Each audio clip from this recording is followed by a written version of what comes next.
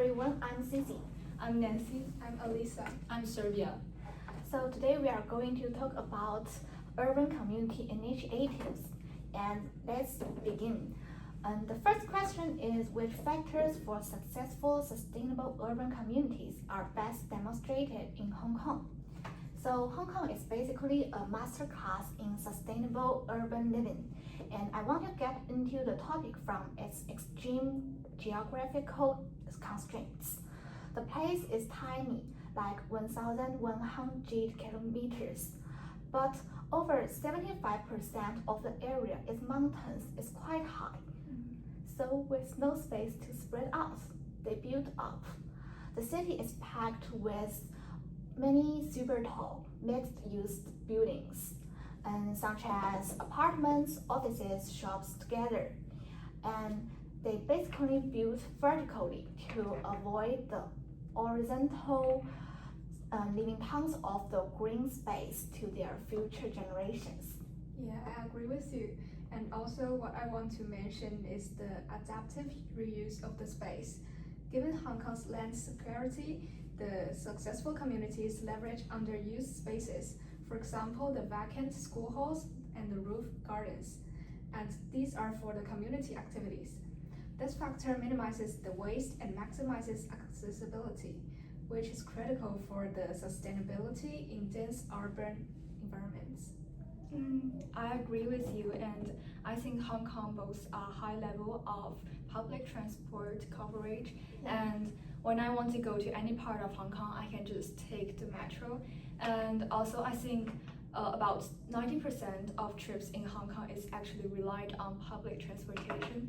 So this kind of highly covered system helps citizens to reduce their reliance on traditional vehicles like private cars, and it can greatly reduce the release of greenhouse gases and provide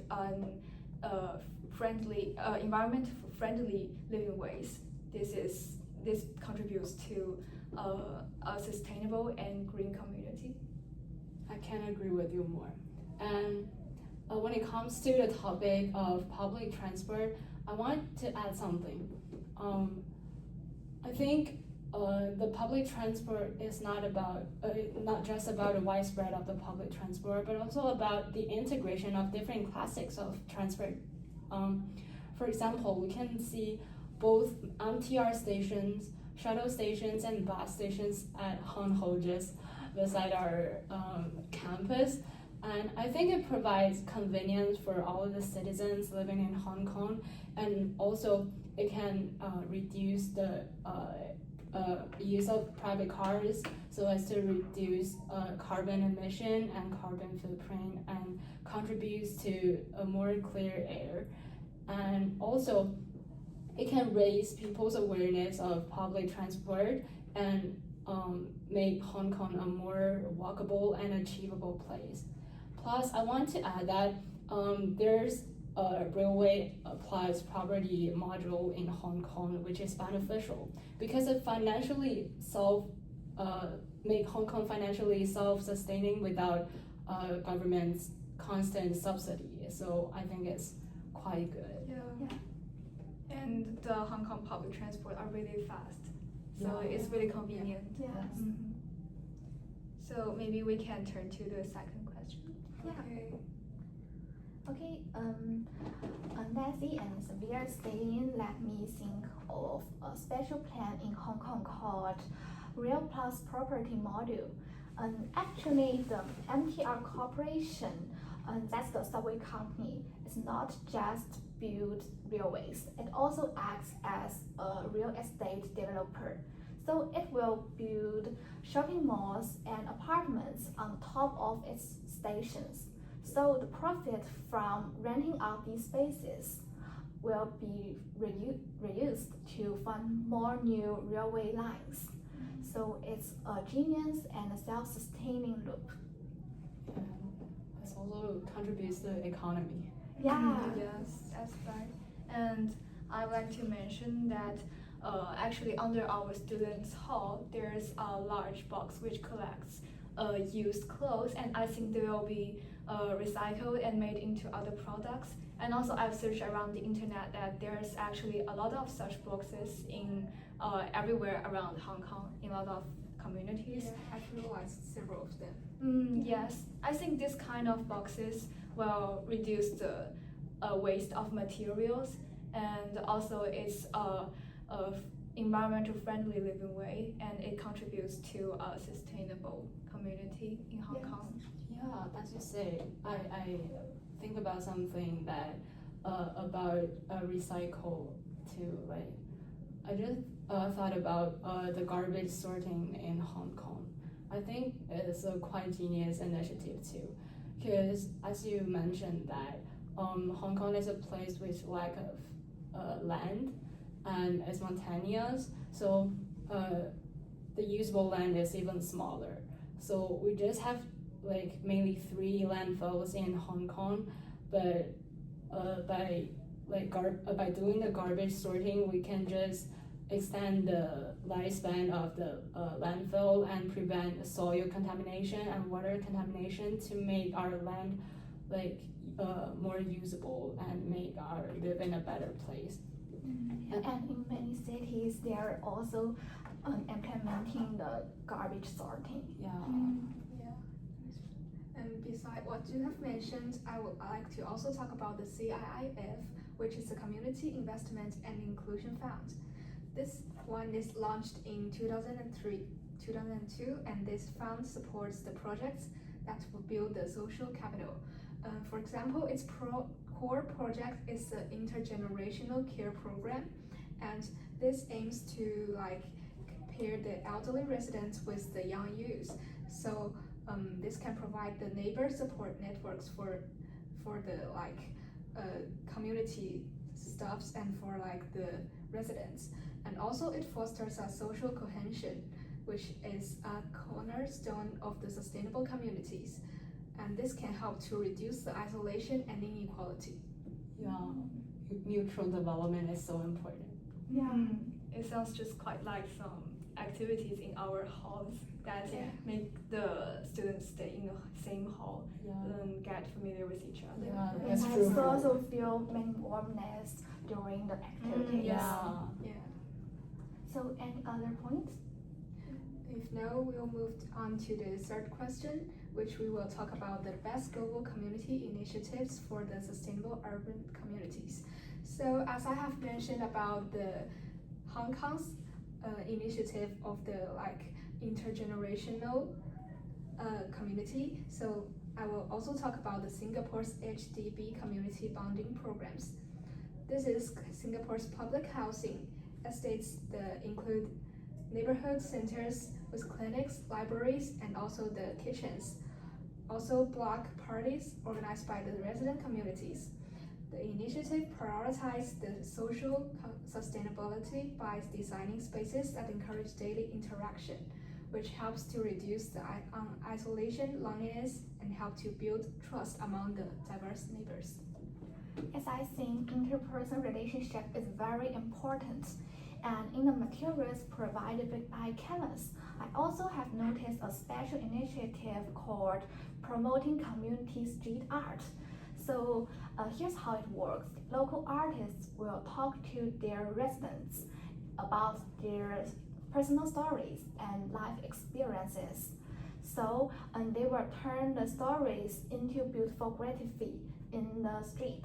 So every piece of art we see is a symbol of the spirit and culture of the community, and it also makes the community more connected, warmer, and make residents feel prouder of their neighborhood.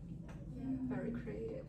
Yeah, I think both the initiatives you guys talk about are very warm. It helps to contribute to the relationship in community. And I would like to provide another example. It's called the leftover blind box. Actually, it's very popular in mainland China, and I think it's quite popular around the world. So actually, at the end of the day, some shops, including bakeries and restaurants, will recombine and package the food left over and sell them at a lower price without telling the customers what's actually inside. So I think this kind of selling ways increases the customer's curiosity and interest, and also it prevents the waste of food. And also there may be some people in the community who can't afford the food of high price. So this kind of food for selling is very friendly and warm for them.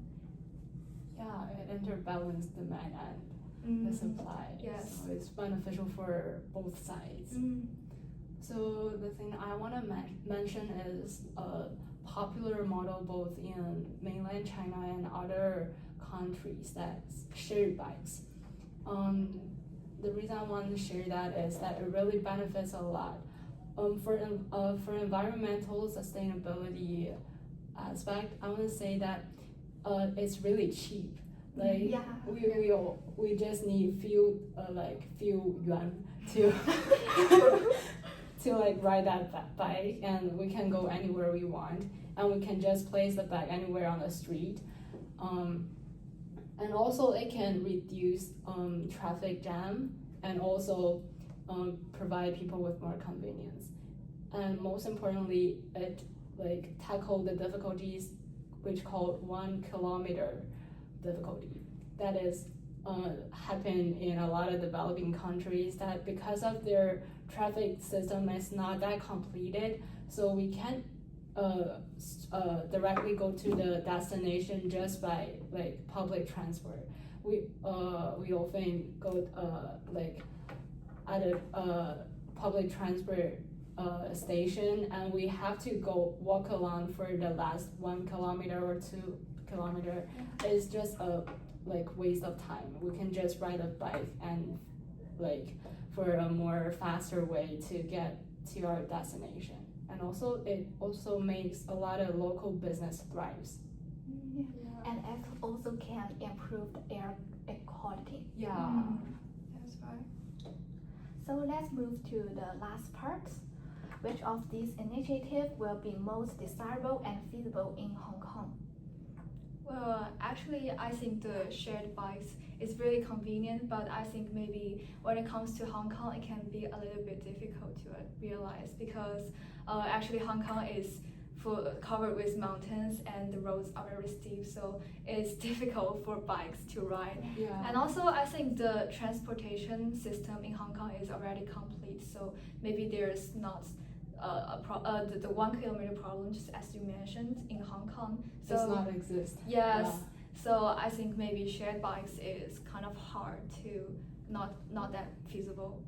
And when we are walking on the streets, we can find that it's already very narrow, so it's not very accessible for us to use the shared bikes. Yes. I think when it comes to the sustainability of urban cities, I think it's not only just about economy thrives and society thrives, something like that, but also about more people-centered initiative and campaigns. So I totally agree with what her mentioned, that intergenerational care program that can make people and neighborhood more connected and contributed to the mutual development, and make all the people network with each other and feel their belonging in the society. And as we all know that the lifestyle in Hong Kong is very fast-paced, so I think we need some time for the residents to slow down and give them a place to relax.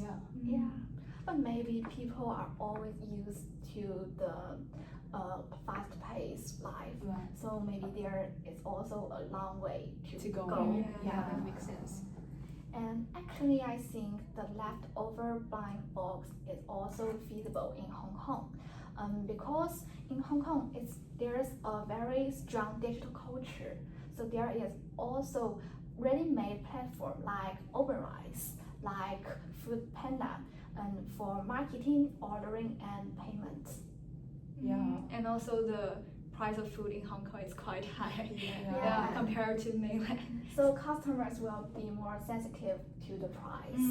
Such lower price of blind box is really The activity will be more attractive to them. For this initiative, I think we just need more propaganda and more like publicity to let more people know it. I think it's beneficial. Yeah. So maybe on the desirability, maybe the intergenerational care program is the best, but maybe the leftover food blind books is more feasible in Hong Kong. Yeah, I agree with you. Yeah, me too. Yeah, so any points to add? No. Okay, so this is the end of our discussion, and thank you for listening. Okay. Okay. Congratulations.